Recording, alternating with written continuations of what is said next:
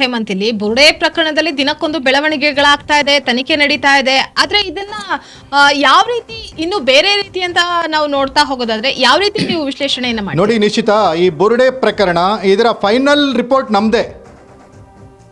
Okay, focus TV ಈ ಬುರುಡೆ ಪ್ರಕರಣದ final ರಿಪೋರ್ಟನ್ನು ಜನರಿಗೆ ಹೇಳ್ತಾ ಇದೆ. ಯಾಕಂದರೆ ಈ ಬುರುಡೆ ಪ್ರಕರಣದ ಹಿಂದೆ ಇರುವಂಥ ಕೈಗಳು ಯಾವುದು ಅಂತ ಒಂದು ಸ್ಪಷ್ಟವಾಗಿ ಇವತ್ತು ನಾನು ಹೇಳ್ತೀನಿ ಇಡೀ ರಾಜ್ಯದ ಜನರಿಗೆ. ಈ ಮೂಲಕ ಈ ಬುರುಡೆ ಪ್ರಕರಣದ ಬ್ಲೂ ಪ್ರಿಂಟ್ ಅಂತ ಏನು ಹೇಳ್ತಾರೆ, ಈ ಬ್ಲೂ ಪ್ರಿಂಟ್ ರೆಡಿಯಾಗಿರೋದು Mangaluru central jail barrack number 66ನಲ್ಲಿ.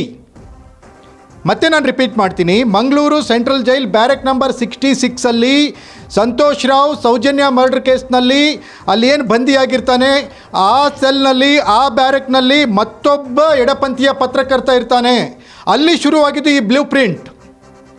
ಅಲ್ಲಿಂದ ಬುರುಡೆ ಅನ್ನೋ ಒಂದು ವಿಚಾರಕ್ಕೆ ಬಂದು ಧರ್ಮಸ್ಥಳದ ಹೆಸರಿಗೆ ಏನಾದರೂ ಮಾಡಬೇಕು, ಧರ್ಮಸ್ಥಳದಿಂದ ವೀರೇಂದ್ರ ಹೆಗ್ಗಡೆ ಅವ್ರನ್ನ ಓಡಿಸ್ಬೇಕು ಅನ್ನೋ ಅಜೆಂಡಾ ಇಟ್ಕೊಂಡು ಶುರುವಾಗಿರುವ ಕತೆ, ಚಿತ್ರಕಥೆ, ನಿರ್ದೇಶನ, ನಿರ್ಮಾಣ ಇದೆಲ್ಲ ಶುರುವಾಗಿದ್ದು Mangaluru central jail barrack number 66 ಇಲ್ಲಿಂದ ಶುರುವಾಗಿರೋದು ನಿಶ್ಚಿತ.